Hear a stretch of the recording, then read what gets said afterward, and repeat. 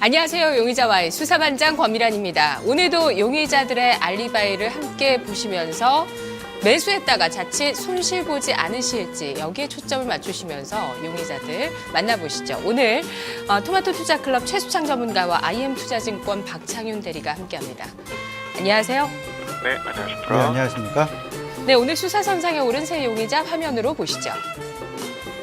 첫 번째 용의자 제일모직, 두 번째 용의자 다우데이터, 세 번째 용의자 선창산업입니다. 네, 오늘도 수사를 진행해보죠. 첫 번째 용의자입니다. 제일모직, 알리바이는 지배구조 이슈에 급락했다. 추가 하락은 제한적일 것이다. 지배구조 이슈로 뭔가 접근을 하셨다가 네. 그런 그룹사들, 특히 뭐 유명한 그룹사들 손실 보신 분들 계실 것 같아요. 왜냐하면 네. 그런 지배구조의 어떤 시나리오가 조금씩 뭐 바뀌어진다든지 뭔가 이제 변화가 생기면서 그 수혜되는 기업들이 계속 옮겨 다니고 있어요. 그러니까 내가 가지고 있는 게 수혜주였던 줄 알았는데 일순간 아니게 되는 거죠. 네, 그런 그렇죠. 경우들 있죠. 많습니다. 근데 이제 특히 제일모직 같은 경우에는 이제 그 부분을 잠깐만 설명을 드리면 대한민국의 최고의 내노라는 엘리트들이 모여 있는 삼성그룹이거든요. 근데 뭐 시장의 증권사 리서치라든가 뭐 나오는 이야기들은 뭐 터무니없다는 아니에요. 근데 이러이러한 가능성이 있더라. 이런 지배구조의 변화, 이런 설이잖아요. 실질적으로 삼성그룹에서 어떠한 변화를 주고 어떻게 처리할지는 아직 아무도 모르는 겁니다. 그만큼 불확실성이 그대로 존재하는 거고, 중요한 것은 제일모직의 지배구조 변화를 투자자분들이 삼성의 엘리트들이 실질적으로 지금 모여있는 집단에서 어떻게 변화를 줄지 예측하기는 상당히 어렵다는 얘기거든요. 그것보다는 기업의 가치는 결국 실적 모멘텀이거든요. 실적이 좋고 성장을 한다면 그 주가는 상승을 하겠죠. 많이 떨어졌을 경우에는 저평가 국면에서 모멘텀이 발생할 거고요. 그러니까 제일모직의 포커스는 지배구조라는 알리바이보다는 오히려 네. 실적을 보셔야 되겠다. 그래서 실적을 보시면은 재무제표를 한번 보도록 하겠습니다. 이번에 잠정치가 이제 발표가 됐었죠. 잠정치를 보시면 실질적으로 영업이익이 전년 동기 대비 60% 마이너스가 돼 있어요. 네. 그다음에 당기 순이익은 무려 90%가 넘습니다. 또한 세부적으로 보면은 여기서 패션 부분이 시장 예상치는 한 200억에서 300억 정도가 컨센서스가 나왔는데 그럼에도 불구하고 실질적으로 나온 영업이익은 3억밖에 안 된다. 3억에 불과하다. 그렇다면 결국 제일모직의 주가 상승 모멘텀이 떨어지는 이유는 실적 모멘텀을 더 보셔야 된다. 그래서 실적이 부진했기 때문에 네. 제일모직의 지배구조 이슈만 가지고 어떤 투자의 가치를 본다는 것은 굉장히 긴 안목에서 볼 때는 뭐 괜찮겠습니다만 지금 시점에서 적극적인 그 투자의 배팅을 지배구조 이슈에 초점을 맞춰서 본다는 것은 네. 좀 리스크가 크다. 이렇게 보시면 될 것 같고요. 제일모직의 주요 제품 매출 구성을 좀 보시면 그러니까 제일모직이 이제 지배구조 핵심화는 돼 있는데 매출 구성 2014년도 12월 달 기준으로 봤을 경우에는 지금 보시면 의류 쪽 있죠? 의류 쪽에서의 36% 제일 많은 매출 구성이 나와 있고요. 그 다음에 이제 급식이라든가 식자재 유통 매출 구성이 나와 있는데 결국 이런 모멘텀, 이런 어떤 상황을 봤을 때 제일모직의 핵심은 지배구조는 계속 불확실성이 존재할 거예요. 그러니까 그에 따른 투자 포커스를 보기보다는 실적의 어떤 변화에 포커스를 맞춰서 대응하시는 게 좋을 것 같다. 저는 이렇게 네. 보여집니다. 정말 시장의 대표적인 고 PR주였어요. 제일모직. 네.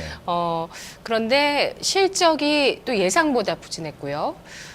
지배구조 이슈로도 움직이기도 하고 또 바이오주가 움직일 때 지분가치 때문에 또 동시에 움직이면서 상당히 이 거품이 많이 끼어 있는 가격이었다. 지금은 그렇게 리스크가 봐야죠. 크다.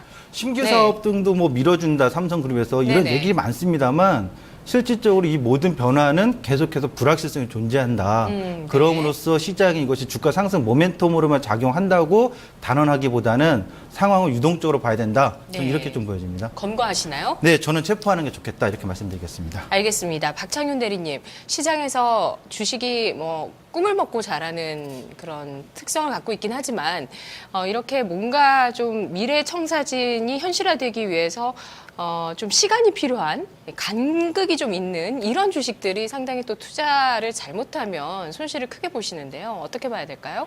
네, 최근 그 주식시장 장세가 그런 것 같아요. 뭐 사실 그동안에 주식시장을 이끌어왔던 뭐 코스닥 중심인 뭐 화장품주라든지 바이오, 뭐 대표적으로 뭐 고 PR주죠. 꿈을 먹고 자라는 바로 그런 종목들입니다. 지금 제일모직 오늘 상당히 말도 많고 탈도 많은데요. 아무래도 시장 중심에 있다 보니까 다수 전문가들이 여기에 따라 의견을 개진을 해주셨습니다. 저도 큰 틀에서는 앞서 말씀하신 전문가분과 의견 자체는 동의하고요. 저는 짧게 제 생각을 말씀을 드릴게요. 작년 말에 상장할 때 삼성의 지주사 전환을 프리미엄의 정점에 서 있는 회사다 하면서 제일모직 자체가 화려하게 증시에 입성을 하였습니다. 저는 좀 개인적인 성향이 좀 보수적인 편이라 좀 이렇게 프리미엄, 즉 꿈에 이렇게 투자하는 것보다 눈으로 이렇게 확실하게 드러나 있는 숫자에 투자하는 걸 좀 선호하는 편이고요. 그리고 이런 프리미엄, 즉 기대치 자체는 언제든지 깨질 수 있기 때문에 좀 디스카운트된 회사에 투자하는 것을 선호하는 편입니다. 근데 제일모직 같은 경우에는 앞서 말씀해 주신 대로 이렇게 꿈을 먹고 성장한다는 측면에서 어찌 보면 기업의 본질적인 측면, 즉 이윤 추구를 하게 되는, 즉 주식을 어찌 보면 이런 수익 가치보다는 아무래도 이런 자산 가치와 경영권 프리미엄 이 주가에 좀 너무 과도하게 반영되었다. 저는 이렇게 좀 생각을 하고 있었었고요. 좀 현재로서는 좀 제일모직의 본질 가치 자체는 얼마인지는 정확하게 알 수가 없습니다. 왜냐하면 현재 그 시가총액 자체가 너무나 크기 때문에 자산 가치 대비해서, 그리고 앞서 말씀해 주신 대로 그 수익적인 측면에서도 전년 동기 대비해서 1분기 영업이익 자체는 무려 60% 이상 이렇게 하락을 하면서 수익적인 측면에서는 현재 대화가 안 되는 상황이에요. 특히나 오늘 이렇게 이제 지주사 전환 시나리오에 대한 시장의 기대치 자체가 어쩌면 좀 의구심으로 바뀌면서 좀 기대치가 깨진 상황에서 현재는 이러한 경영권 프리미엄 자체가 이제는 좀 도구로 다가오는 상황에서 오늘 급락 자체를 불러오는 것 같고요. 그래서 저는 이제 지난 시간에도 한번 말씀을 드린 적이 있었는데, 개인적으로 좀 이렇게 권리관계 내역에 얽혀있는 주식은 그렇게 좀 좋아하지 않는데, 좀 기업의 본질이 뭔지 좀 제일모직을 보면서 좀 다시 한번 생각해 보게 되었습니다. 즉 어쩌면 자신의 특기 분야에서 확실한 시장 경쟁력과 가격 결정력을 가지고 좀 이윤을 창출해야지 장기적으로 성장할 수 있는데, 제일모직 자체가 삼성그룹의 지배구조 핵심으로서 현재는 리스크 프리미엄 자체가 너무하게 과도되어 있는 측면에서 현재는 그 프리미엄 자체가 깨졌다. 즉 현재는 이제 시장의 센티멘털 자체가 과도하게 불투명한 상태다. 전 그러한 관점에서 좀 제일모직 좀 시장에서 좀 관망을 하고 싶거든요. 그러한 관점에서 저는 위험 의견 드리도록 하겠습니다. 네, 제일모직 수사 결과 정리하겠습니다. 삼성그룹이 지주사로 전환할 것이다 라는 부분은 일종의 시장에서의 신념이었지만 삼성그룹이 이를 사실 2차례나 부인했다라는 얘기가 나오고 있습니다. 지주회사 전환을 고려하지 않고 있다는 점이 삼성그룹 지배구조 정점에 있는 제일모직 주가에 오늘 악재가 되고 있는데요. 뿐만 아니라 지배구조의 프리미엄뿐만 아니라 바이오주의 가치라든지 중국의 스파 브랜드, 의류 브랜드 진출 기대감, 그리고 또 뭐 여러 가지 기대감들이 제일모직의 주가를 둘러싸왔습니다만 지금은 이러한 기대감이 오히려 독이 되고 있는 구간이라고 두 분 수사관 모두 판단을 해주셨습니다. 1분기 실적도 부진하게 나타나면서 이런 주가에 찬물을 끼얹고 있는데요. 검거와 위험 사이에서 제일모직 오늘 검거하겠습니다.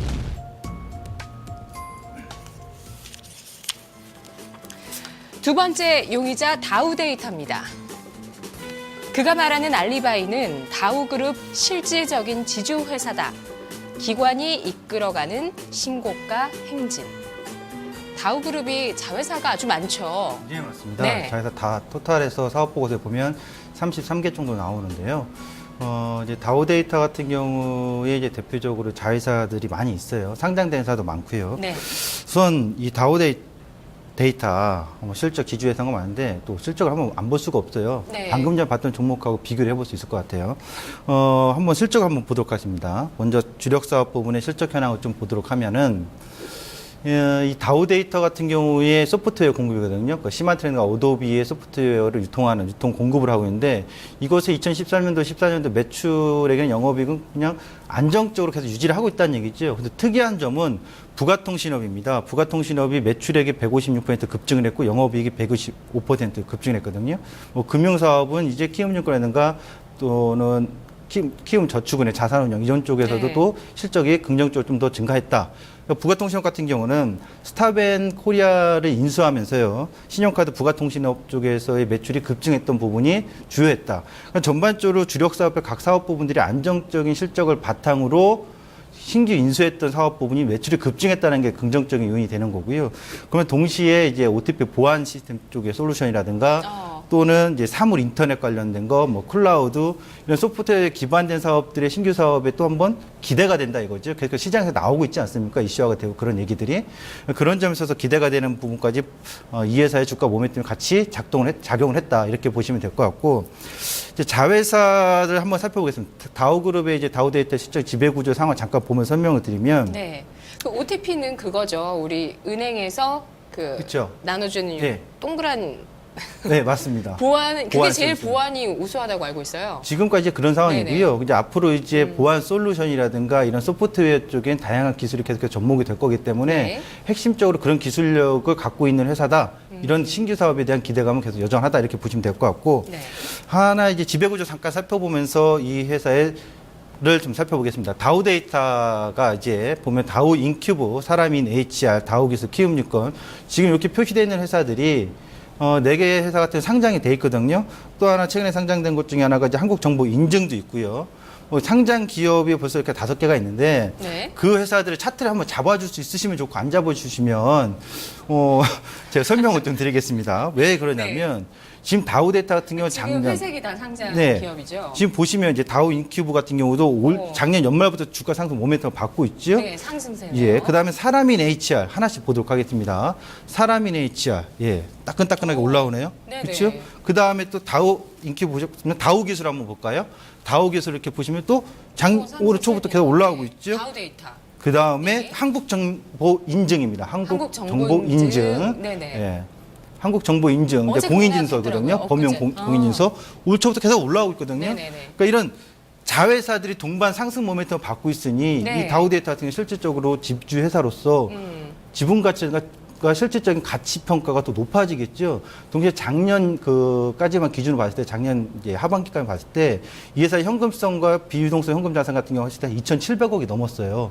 그러니까 작년 대비 주가가 엄청나게 올라와 있는데 그러니까 작년 시점에는 저평가 국면이었다는 얘기죠. 지금은 시가총액 제가 알기로 대략 약 한 5천억 정도로 지금 육박하고 있는 거 알고 있는데 그러니까 작년엔 저평가 국면도 있었고 동시에 실적 좋았고 자회사들 모멘텀 같이 상승 모멘텀 받으니까 지금 주가 상승의 어떤 알리바이는 성립이 된다. 저는 그렇게 보집니다. 그래서 이 종목은 석방으로 예, 네. 제가 의견을 드리도록 하겠습니다. 네, 박창윤 대리님 단서 모아주시죠. 네, 저는 일단 결론부터 먼저 말씀드릴게요. 좀 반대되는 말씀을 드려야 될 것 같아요. 사실 다우데이터 많은 분들이 좀 생소할 수도 있어요. 좀 다우그룹 지주회사로서 다우그룹은 주로 이제 크게 두 파트로 나눠 있습니다. 소프트웨어 공급이라든지 시스템 SI 쪽 B2B 사업을 진행하는 쪽하고요.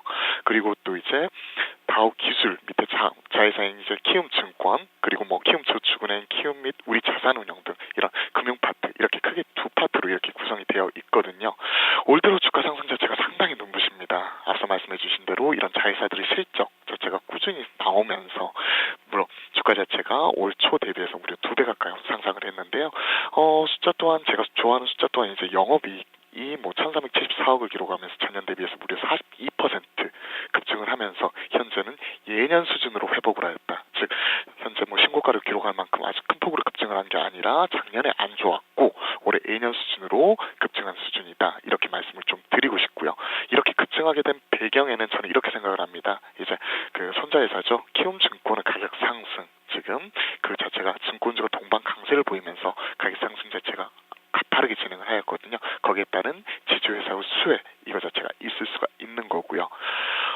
하지만 지금 최근에 이제 좀 다시 한번 좀 지켜보셔야 될 부분도 있어요. 앞서 말씀해주신 대로 신기술 참 좋습니다. 이제 클라우드라든지 사물인터넷, 핀테크로 이제 사업 영역을 확장을 하면서 현재 제2의 도약을 준비를 하고 있고요.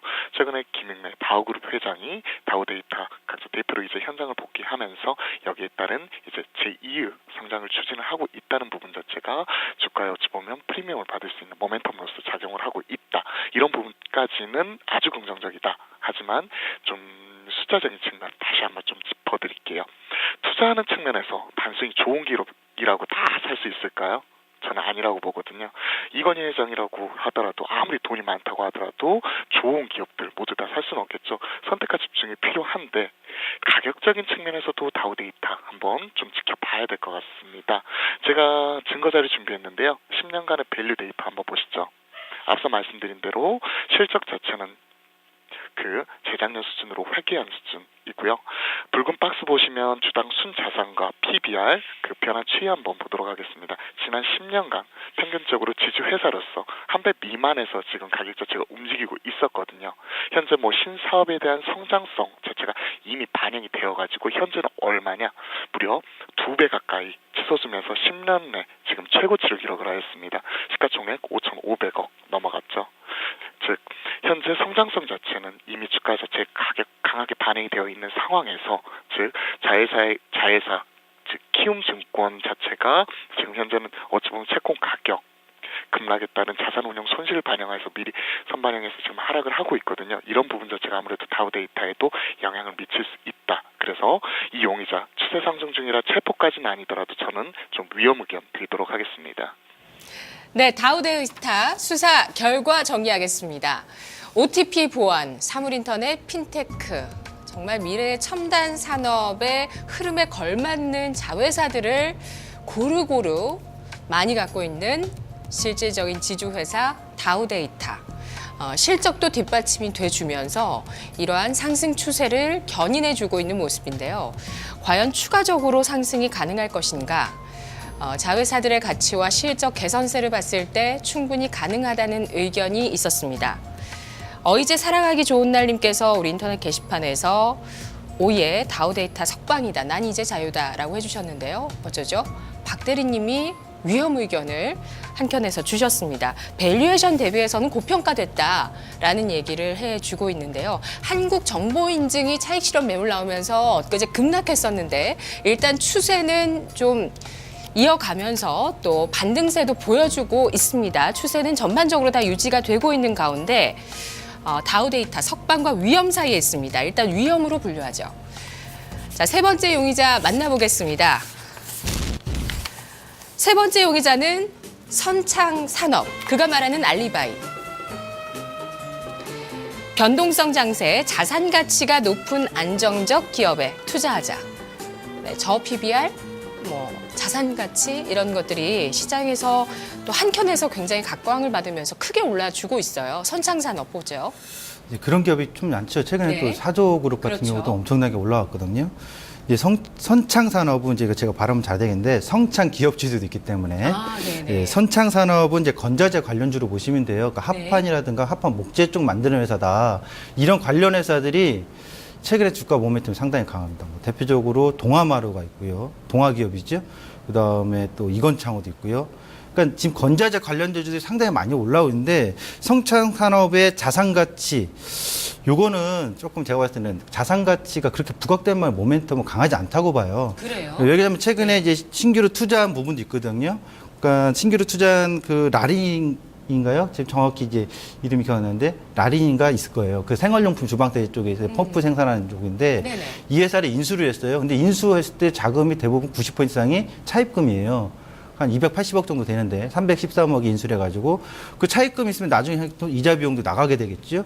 또 신규로 MDF 생산량을 또 확대시켰어요. 100억을 투자해서. 그러니까 공격적인 투자를 했다라는 거, 차입금을 조달해서 그럼 향후에 잘 벌어들이면 좋겠죠. 잘 벌어들여서 이자 비용 감안하고도 이익이 난다면 좋은데 이 부분은 성장했던 기대감도 있지만 반대로 또 금융 이자 비용에 대한 리스크도 존재한다는 거.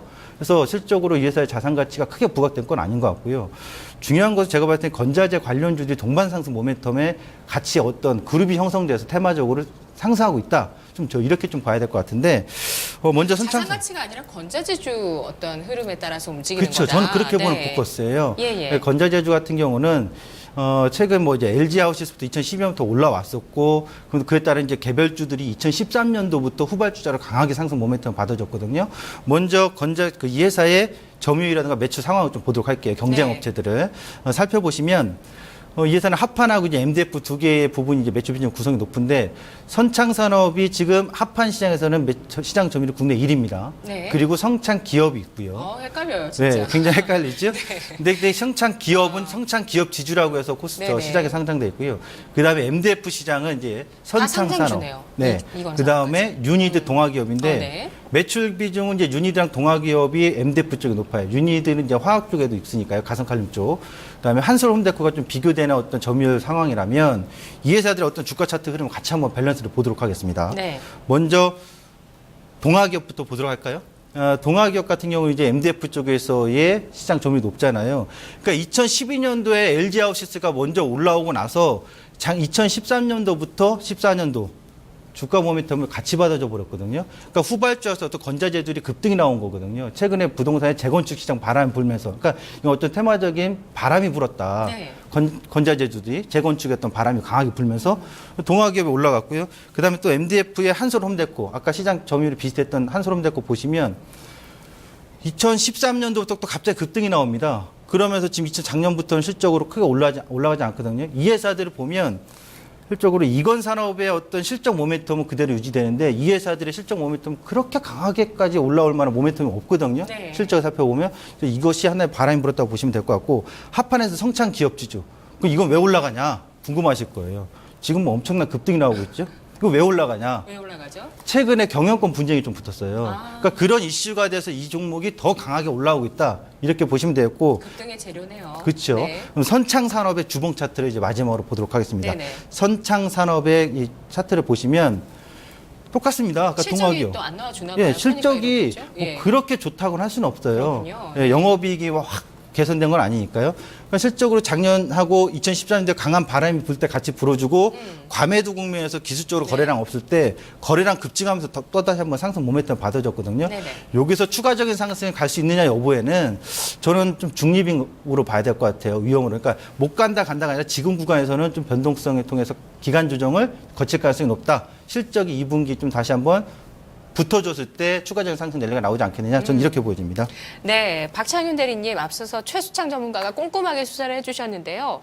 좀 크게 이제 또 대리님이 정리를 해주세요.